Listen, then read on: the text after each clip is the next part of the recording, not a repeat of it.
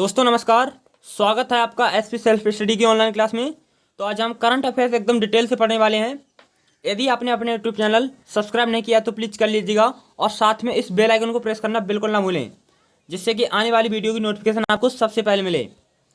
तो बढ़ते हैं पहले क्वेश्चन की तरफ। हाल ही में कार्मिक मंत्रालय ने किसको विश्व बैंक के कार्यकारी निदेशक के रूप में नियुक्त किया है?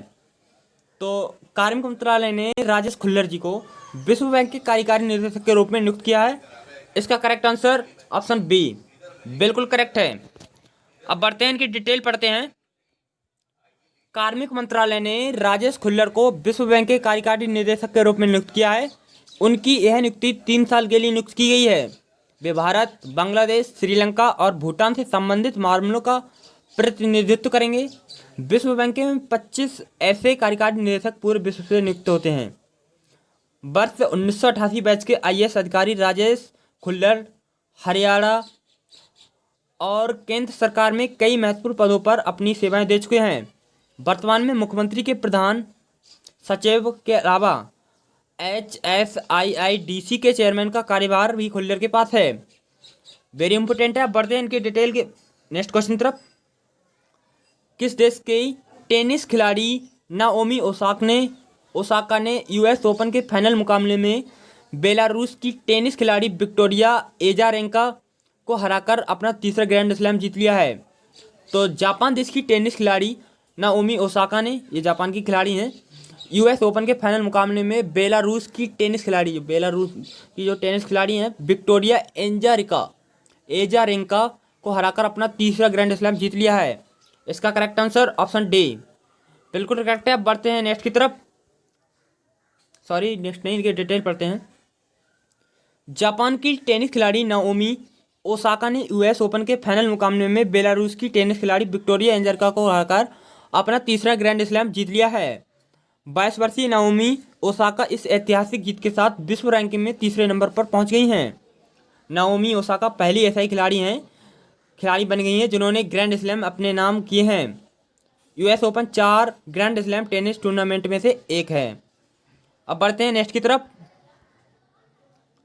उत्तर प्रदेश सरकार ने आगरा के निर्माणाधीन मुगल म्यूजियम का नाम बदलकर किसके नाम पर करने की घोषणा की है? तो उत्तर प्रदेश सरकार ने आगरा के निर्माणाधीन मुगल म्यूजियम का नाम बदलकर छत्रपति शिवाजी महाराज के नाम पर करने की घोषणा की है। तो इसका करेक्ट आंसर ऑप्शन बी बिल्कुल करेक्ट है। अब इनकी डिटेल पढ़ते हैं। आगरा में निर्माणाधीन मुगल म्यूजियम छत्रपति शिवाजी के नाम पर स्थापित होगा। मुख्यमंत्री योगी आदित्यनाथ ने सोमवार को आगरा मंडल की समीक्षा के दौरान ये निर्देश दिए कि उत्तर प्रदेश सरकार राष्ट्रवादी विचारों को पोषित करने वाली है। अब बढ़ते हैं नेक्स्ट की तरफ। हाल ही में जापान के नए प्रधानमंत्री के रूप में किसे नियुक्त किया गया है? तो जापान के नए प्रधानमंत्री योशिहिदे सुगा को प्रधानमंत्री के रूप में चुना गया है। इसका करेक्ट आंसर ऑप्शन ए बिल्कुल करेक्ट है। अब इनकी डिटेल पढ़ते हैं। जापान की सत्रोडा पार्टी ने शिंजो आबे के बाद योशिहिदे सुगा को अपना नया नेता चुन लिया है। जो जापान की सत्रोडा पार्टी है वो पहले शिंजो आबे थे पहले प्रधानमंत्री, अब उनके बाद योशिहिदे सुगा को अपना नया नेता चुन लिया है। अब ये लगभग तय हो गया है कि योशिहिदे सुगा ही जापान के नए प्रधानमंत्री होंगे। पिछले महीने ही शिंजो आबे ने स्वास्थ्य कारणों से इस्तीफा दे दिया था। 71 साल की योशिहिदे सुगा शिंजो आबे के भी करीबी माने जाते हैं। तो वेरी इंपॉर्टेंट है। बढ़ते हैं नेक्स्ट की तरफ। इंजीनियर्स डे निम्न में से किस दिन मनाया जाता है? तो इंजीनियर्स डे मनाया जाता है 15 सितंबर को। हर साल 15 सितंबर को इंजीनियर्स डे मनाया जाता है। अब किन के ऊपर मनाया जाता है ये हम डिटेल से पढ़ेंगे। एम विश्वेश्वरैया की जयंती के मौके पर हर साल 15 सितंबर को इंजीनियर्स डे मनाया जाता है। विश्वेश्वरैया पूरी दुनिया के इंजीनियर्स के लिए मिसाल हैं। एम विश्वेश्वरैया का जन्म 15 सितंबर 1861 के मैसूर के कोलार जिले स्थित चिक्काबलापुर तालुक में एक तेलुगु परिवार में हुआ था। उनके पिता श्रीनिवास शास्त्री संस्कृत के विद्वान और आयुर्वेद चिकित्सक थे। एम विश्वेश्वरैया को साल 1955 में भारत के सर्वोच्च सम्मान भारत रत्न से सम्मानित किया गया था। तो वेरी यूजफुल है। अब बढ़ते हैं नेक्स्ट की तरफ। हाल ही में जदयू पार्टी के किस सांसद को एक बार फिर से राज्यसभा का उपसभापति चुना गया है?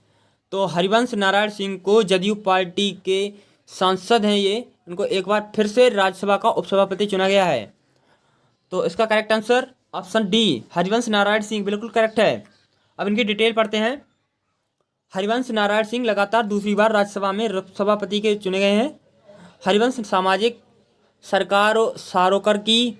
सरोकार की पत्रकारिता से जुड़े रहे हैं। हरिवंश राजनीति में जयप्रकाश नारायण के आदर्शों से भी प्रेरित हैं। अब बढ़ते हैं नेक्स्ट की तरफ। हाल ही में किस देश ने अफगानिस्तान सरकार और तालिबान के बीच कतर मतलब कि दोहा में होने वाली कतर अंतर अफगान वार्ता की शुरुआत समारोह में भाग लेकर तालिबान पर अपनी बदलती रणनीति का संकेत दिया है? तो भारत देश ने अफगान सरकार और तालिबान के बीच कतर दोहा में होने वाली अंतर अफगान वार्ता की शुरुआत समारोह में भाग लेकर तालिबान पर अपनी बदलती रणनीति का संकेत दिया है। इसका correct answer option C Bharat. अब बढ़ते हैं नेक्स्ट की इनकी डिटेल पढ़ते हैं। अंतर अफगान शांति वार्ता में भारत की उपस्थिति यह इंगित करती है कि भारत ने अफगानिस्तान में जमीनी हकीकत एवं बदलते सत्ता ढांचे को देखते हुए अपनी रणनीति बदल दी है। गौरतलब है कि अफगानिस्तान से अमेरिका की वापसी से पाकिस्तान को अफगानिस्तान में प्रत्यक्ष या अप्रत्यक्ष रूप से अपनी निकटता के कारण एक अहम बढ़त दिलाई है। अब बढ़ते हैं नेक्स्ट की तरफ। हिंद महासागर में शांति और सुरक्षा सुनिश्चित करने के उद्देश्य से अमेरिका ने किस देश के साथ एक रक्षा सहयोग कार्य ढांचे पर हस्ताक्षर किए हैं? तो हिंद महासागर में शांति और सुरक्षा सुनिश्चित करने के लिए उद्देश्य से अमेरिका ने मालदीव देश के साथ एक रक्षा सहयोग कार्य ढांचे पर हस्ताक्षर किए हैं। इसका करेक्ट आंसर ऑप्शन डी बिल्कुल करेक्ट है। अब इनकी डिटेल पढ़ लेते हैं। हिंद महासागर में शांति सुरक्षा सुनिश्चित करने के उद्देश्य से अमेरिका ने मालदीव के साथ एक रक्षा सहयोग कार्य ढांचे पर हस्ताक्षर किए हैं। अमेरिकी रक्षा विभाग पेंटागन की तरफ से एक घोषणा की गई। पेंटागन ने कहा कि फिलाडेल्फिया में 10 सितंबर को दक्षिण पूर्व एशिया के लिए उप सहायक रक्षा मंत्री रीड वर्नर और मालदीव की रक्षा मंत्री मारिया दीदी ने मालदीव की रक्षा मंत्री हैं मारिया दीदी और एशिया के लिए उप सहायक रक्षा मंत्री रीड वर्नर हैं। बिल्कुल महत्वपूर्ण है और के लिए हस्ताक्षर हस्ताक्षर किए हैं। यह रूपरेखा हिंद महासागर में शांति व सुरक्षा सुनिश्चित करने के उद्देश्य से दोनों देशों के गहरे संबंधों और सहयोग को निर्धारित करने के साथ ही रक्षा साझेदारी की दिशा में आगे की तरफ बढ़ाया गया है। यह एक महत्वपूर्ण कदम है। वेरी यूजफुल है। अब बढ़ते हैं नेक्स्ट की तरफ। भारत को अगले कितने साल के लिए आर्थिक और सामाजिक परिषद की एक संस्था यूनाइटेड नेशंस के commission on states of women का सदस्य चुना गया है? तो अगले 4 साल के लिए भारत के लिए आर्थिक और सामाजिक परिषद की एक संस्था है जो यूनाइटेड नेशन के commission on states of women का सदस्य चुना गया है। इसका correct answer option A Bharat बिल्कुल करेक्ट है। अब इनके डिटेल पढ़ते हैं। भारत को United Nations commission on states of women का सदस्य चुना गया है। संयुक्त राष्ट्र में भारत के स्थायी प्रतिनिधि टी.एस. त्रिमूर्ति ने यह जानकारी दी। इस संस्था का सदस्य बनने के लिए भारत, अफगानिस्तान और चीन 3 देश रेस में थे। भारत 4 साल के लिए संयुक्त राष्ट्र का महिलाओं की स्थिति पर आयोग का सदस्य रहेगा। तो वेरी इंपॉर्टेंट है। अब बढ़ते हैं नेक्स्ट की तरफ। ये हमारा लास्ट क्वेश्चन है। प्रधानमंत्री नरेंद्र मोदी ने हाल ही में किस राज्य की जलापूर्ति व सीवर से जुड़ी 543.28 करोड़ की 28 करोड़ की विभिन्न परियोजना का उद्घाटन किया और शिलान्यास किया? तो बिहार राज्य की जलापूर्ति व सीवर से जुड़ी 543.28 करोड़ की विभिन्न परियोजनाओं का उद्घाटन और शिलान्यास किया श्री प्रधानमंत्री नरेंद्र मोदी जी ने। इसका correct answer option B Bihar बिल्कुल करेक्ट है। अब इनकी डिटेल पढ़ते हैं। यदि मेरा एक निवेदन है छोटा सा, यदि आपने अपना यूट्यूब चैनल सब्सक्राइब नहीं किया है तो प्लीज़ कर लीजिएगा और साथ ही वीडियो को लाइक करना ना भूलें और ज़्यादा से ज़्यादा शेयर करें जिससे कि हमारा भी मनोबल बढ़े वीडियो और बनाने के लिए नए चैप्टर की। तभी मैं ज्योग्राफी की एकदम डिटेल से क्लास लेकर आने वाला हूँ। तो इनकी डिटेल पढ़ते हैं। प्रधानमंत्री नरेंद्र मोदी बिहार की जलापूर्ति व सीवर से जुड़ी 543.28 करोड़ की विभिन्न परियोजना का उद्घाटन और शिलान्यास किया। ये परियोजना केंद्र की नमामि गंगे और अमृत योजना से जुड़ी हैं। इनमें पटना की बेउर और कर्मलीचक सीवर ट्रीटमेंट प्लांट के अलावा सीवान, छपरा, मुंगेर, जमालपुर, मुजफ्फरपुर से जुड़ी परियोजनाएं शामिल हैं। तो वेरी यूजफुल है। तो वीडियो को लाइक करना ना भूलें। जय हिंद, जय भारत। मिलते हैं नेक्स्ट वीडियो में, तब तक के लिए बाय।